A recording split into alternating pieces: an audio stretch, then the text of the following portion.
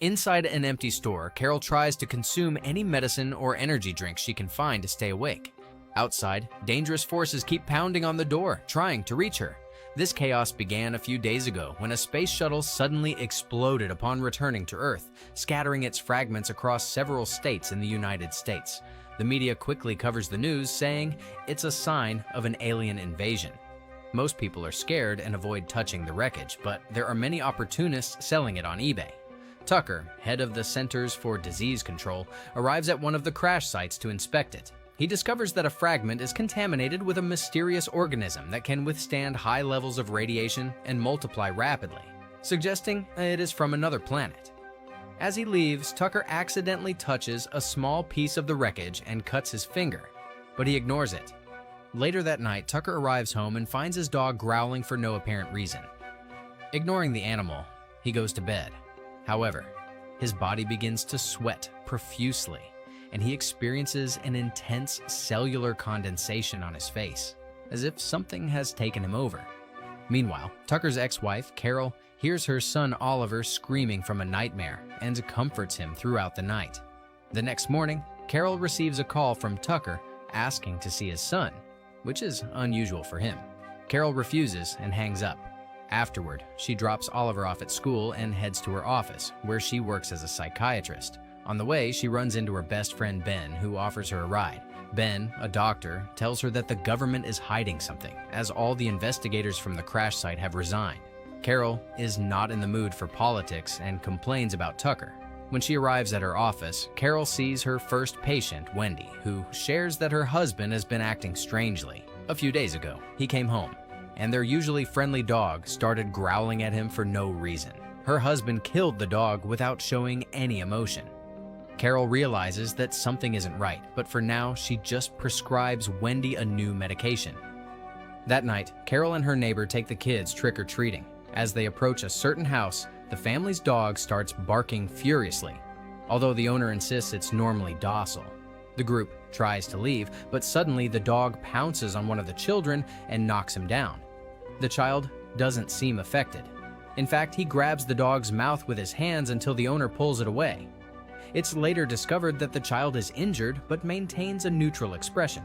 The group returns to Carol's house, and while the children share their candy, the neighbor comments that her son has been acting strangely, as if he has lost his emotions.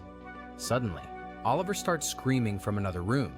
When Carol runs to check on him, she discovers a strange piece of flesh coming out of his hand, which he had pulled from his candy. The next morning, Carol sees a terrified woman running down the street, but ignores her. She takes the strange flesh to Ben, who shares it with his scientist friend Steven. He promises to investigate, but the analysis will take some time. Meanwhile, a mysterious virus begins to spread across the country, causing many deaths each day, but no one knows the cause. Soon, an emergency meeting is held in the Capitol. Tucker explains that the new virus is spreading at an unprecedented rate, and if they don't do something about it, the country will go into recession. When some researchers ask for a possible solution, Tucker says the only way to stop the spread is to conduct a mass inoculation program. Meanwhile, many infected waiters vomit directly into the tea they are about to serve to the guests. After leaving the hospital, Carol sees a homeless man having convulsions on the street, but unlike the terrified woman, he is being helped. When she arrives at her office, Carol is surprised to find Wendy's husband, who refuses to leave until he sees his wife. He also shows no emotion while speaking. Carol calls Wendy to warn her and saves her from entering the building. Wendy then takes a taxi to her sister's house. Later that night, Carol reluctantly decides to let Oliver spend time with Tucker, as it is his right as a father. On the way to Tucker's house, a terrified woman suddenly appears in the middle of the road.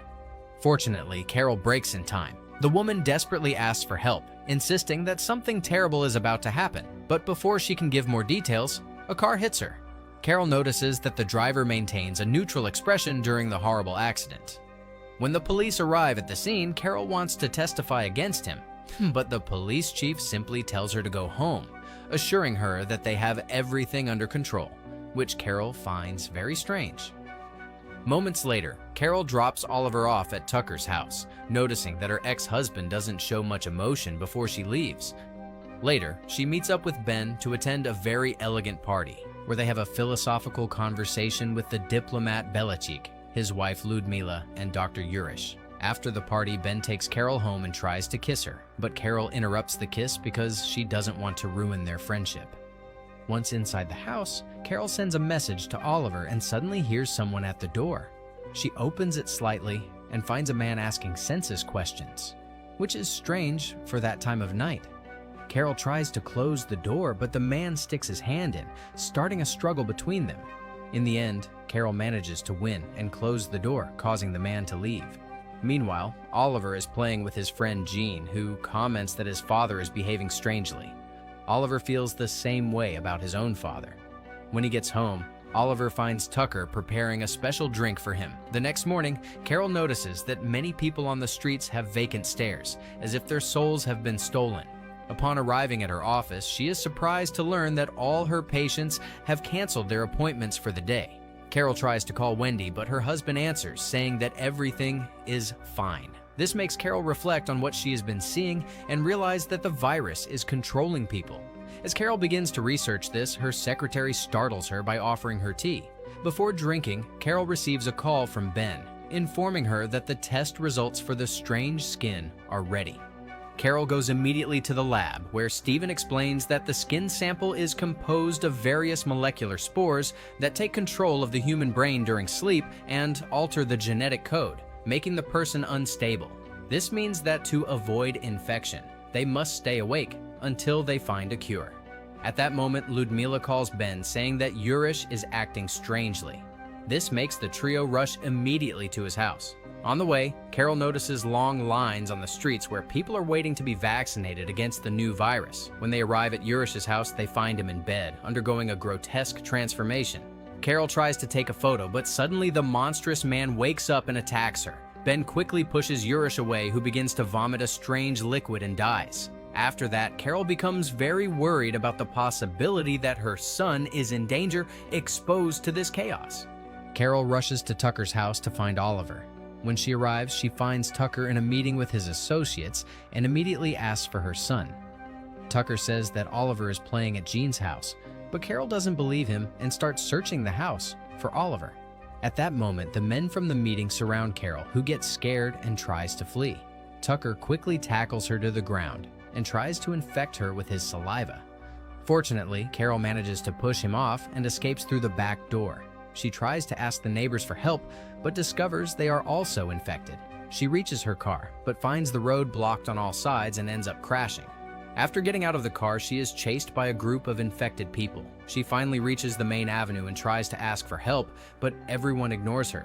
Desperate, she decides to enter a subway station. Carol takes the train and finds it full of passengers with the same vacant expressions. At that moment, her phone rings and she sees a message from Oliver asking her to save him because Tucker has hidden him somewhere. This leaves Carol on the verge of a breakdown. One of the passengers reveals to her that he is not infected and that everyone is acting emotionless, so the infected will ignore them. He advises her to do the same. Suddenly, a group of infected people enters the car, and Carol and the other passengers run to the end of the train and close the door. The infected press the emergency button to stop the train and begin to force the door open to infect the passengers. Then, Carol opens the back door and jumps from the car, managing to escape. She runs through the tunnel until she reaches the locker room of a station. There, she finds a guard's gun, and when the guard approaches her, she gets scared and shoots by accident. Terrified, Carol drops the gun and walks through the station, maintaining a neutral expression to pretend she is infected. When she gets back to the street, she sees some police officers capturing uninfected citizens to force them to receive the vaccine, which is actually a trick by Tucker to spread the virus. At that moment, an uninfected police officer notices the sweat on Carol's face and tells her to leave quickly because it will give her away. Carol starts to walk away and runs into her neighbor, who offers her the injection. Fortunately, Carol's act convinces her neighbor that she has already been vaccinated. Then Carol goes to Tucker's house but finds it empty. She leaves a message for Oliver before leaving again. On her way, she encounters a group of people watching as a couple takes their own lives. Carol makes sure not to react and continues walking until she reaches the Belisek mansion, where Ben and Stephen are still conducting some tests. After a brief discussion, Ben decides to help Carol find her son, while Stephen and his assistant prepare to travel to Fort Detrick in Maryland to find a cure for the virus. They also decide to stay awake for fear of having been infected if they sleep. At that moment, Belichick returns and Ludmila greets him with a hug. But Belichick is infected and worried about possible intruders, so he lets a group of guards in. Fortunately, Carol and the others see this on the security cameras and escape through the back door. Upon reaching the streets, they notice Wendy being forcibly taken away by infected police officers. Wendy tries to resist, screaming that she has slept and is still fine, but the police beat her anyway. The group splits up. Carol and Ben talk about Wendy's words and deduce that somehow Wendy developed immunity to the virus. Then, the pair finds a dead police officer on the ground and steals his car, heading to Carol's office. There, they start searching for Wendy's medical profile. Ben discovers that Wendy suffered from a brain disease called encephalitis, which is why she is immune. The virus only attacks healthy brains to feed and multiply. Ben calls Stephen at the lab to give him this new information, while Carol receives another message from Oliver, mentioning that he is being held at his grandmother's house in Baltimore. Scared, Carol confesses to Ben that she has already been infected by the virus, but Ben promises her that everything will be fine. Then Ben drives like a madman toward the city, breaking through roadblocks until he has no choice but to let Carol go, distracting the police so they chase him instead. Carol continues on foot, and when a police officer stops her, she presents her ID with a neutral expression, and they let her go. Eventually, Carol reaches the station and takes the train to Baltimore, where she hides in the bathroom. The lack of sleep begins to affect her, and she starts having visions, like seeing a second version of herself in the mirror that wants to attack her. She wakes up in time, and after washing a piece of that strange flesh off, she opens the door and finds Jean, who explains that she lost her family and is now part of his. Jean keeps asking Carol to sleep, but she pretends she will. Upon arriving in Baltimore, Jean checks on her again and finds her removing more pieces of flesh from her body, which makes him suspicious. Tucker picks up Carol and Jean to take them to his mother's house, believing Carol's act of not showing emotion. Oliver is not around, but Carol keeps up the pretense in front of the family. When she receives a call from Ben, she speaks in code, pretending to be his secretary. Finally, when Tucker leaves for work, Carol takes the opportunity to search the house. Carol finally finds Oliver in a room. At first, they both hesitate, but when Carol says a few words to confirm she is okay, they hug.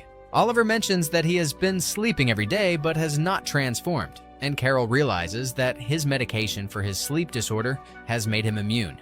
Suddenly, Jean catches them, but Carol easily pushes him away and runs out with her son. As they flee, Tucker sees them from the window and chases them through the streets. Oliver finds a broken window in an abandoned warehouse, and they hide there. But Tucker also enters. While he delivers a monologue like a movie villain, Carol tries to sneak toward the door, but Tucker grabs her from behind and tries to knock her out. Oliver intervenes and hits his father with a metal tool. Tucker catches him, which gives Carol the opportunity to hit him on the head and knock him unconscious, allowing them to escape.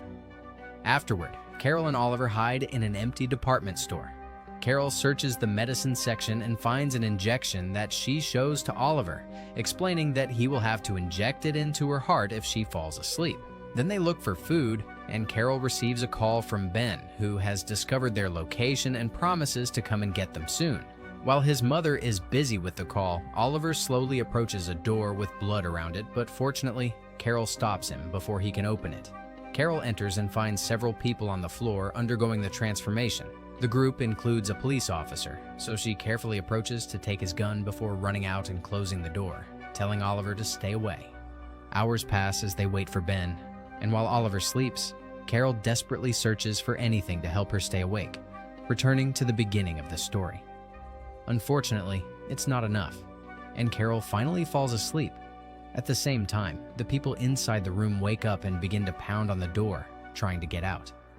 The noise wakes up Oliver, who discovers that his mother has fallen asleep, so he immediately injects her with the syringe, which wakes her up and stops the transformation in time. Carol washes the strange flesh from her face and comes out of the bathroom to find that Ben has finally arrived. She runs to hug him, but soon realizes that he has also been infected. Carol backs away as Ben invites her to join the new society that will have no crime, hatred, or discrimination. Terrified, Carol points her gun at him, but Ben opens the door anyway and releases the other infected people, mentioning that they hate the immune, pointing at Oliver. The group tries to capture the boy, so Carol starts shooting rapidly, killing them one by one. However, she can't bring herself to kill Ben, so she just shoots him in the leg and escapes with Oliver. Outside, they take Ben's car to flee. As Carol drives like a madwoman, she receives a call from Steven, who gives her an address where a helicopter will be waiting for them. Upon reaching the main street, she is surrounded by cars and ends up crashing, getting knocked unconscious. Many infected people surround the car, and Oliver locks the doors while shaking his mother to wake her up. A man manages to break the window, but before he can infect them, Carol accelerates and pushes through the crowd to escape. There are still some crazy people hanging from the roof of the car, so Carol drives like a maniac, crashing on purpose to make them fall off. There are also police cars ramming her vehicle until they cause her to crash, launching the last attackers through a store window. Fortunately, the car still works and Carol continues driving while receiving instructions from Steven over the phone. An infected man throws a Molotov cocktail at the car, but Carol keeps driving with the vehicle on fire, not stopping until she reaches the parking lot of the correct building. The car crashes into a pillar and Carol and Oliver run to the elevator, where they are almost caught by the infected. They hit them and push them away, allowing the doors to close. The pair finally reaches the roof, where Steven and his army friends rescue them in a helicopter. Sometime later, scientists from outside the United States finally create a vaccine, and thanks to it, the alien virus is eradicated from the entire world, allowing life to return to normal. As the lead scientist behind the vaccine, Steven explains to the press that the vaccinated people will have no memories of the previous events. Meanwhile, Carol has adopted Jean and is now in a relationship with Ben. While the children go to school, Ben reads the newspaper and comments on the violent crimes committed by people, which makes Carol reflect on the aliens' offer of peace. If you want interesting movie recaps, like, share, and subscribe to follow us for more movie recaps.